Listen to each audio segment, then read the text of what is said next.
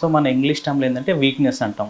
ఎలాగా సింప్టమ్స్ అయినా రావచ్చు. ఆ వీక్‌నెస్ ఒక వేలికి రావచ్చు, తర్వాత ఒక హ్యాండ్‌కి రావచ్చు, ఒక చెయ్యి మొత్తం రావచ్చు, తర్వాత కాలికి రావచ్చు, కొన్నిసార్లు 2 కాళ్ళకు రావచ్చు, సో 2 చేతులకు రావచ్చు.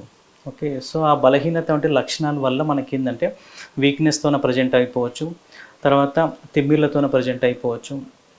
ఓకే. తర్వాత నడక తడబడడం. సో, అంటే ఇంబాలెన్స్ అంటాం. సో, దానితోనే ప్రెజెంట్ అవ్వచ్చు. కొంతమందికి బ్రెయిన్‌లో నరాల ప్రాబ్లమ్ వల్ల విజన్ గూడా చేంజెస్ వస్తుంటాయి. అంటే ఒకరిద్దరుగా కనిపియడం. ఓకే. సో, దాన్ని డబుల్ విజన్ అంటాం. ఓకే. తర్వాత కొంచెం మందికి మాట తడబడుతుంటది. ఓకే.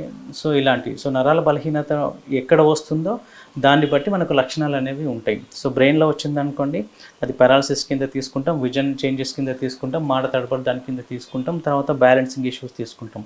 నరాల బలహీనత చేతిలో వచ్చిందనుకోండి పట్టు అనేది తక్కువైపోతుంటది. సో, నరాల బలహీనత కాళ్ళలో వచ్చిందనుకోండి ఫస్ట్ తిమ్మిర్ల నుంచి రావచ్చు. తిమ్మిర్లు వచ్చినప్పుడు కాళ్ళలో పట్టు తక్కువైపోతుంటుంది. వాళ్ళు నడుస్తుంటే స్లిప్పర్స్ స్లిప్ అయిపోతుంటుంది. తర్వాత అడుగు కూడా తడబడుతుంటుంది. ఒక కాలు స్టెప్స్ వేసేటప్పుడు అటు ఇటు తడబడి పడిపోయే ఛాన్సెస్ ఉంటుంది. ఓకే.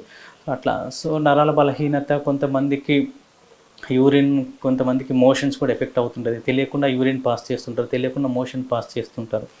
అట్లా సో నరాల బలహీనత అటువంటి ప్రాబ్లము ఏ భాగం నుంచి వస్తే ఆ భాగం ఉన్నటువంటి సిమ్టమ్స్ అనేవి బయటపడుతుంటాయి.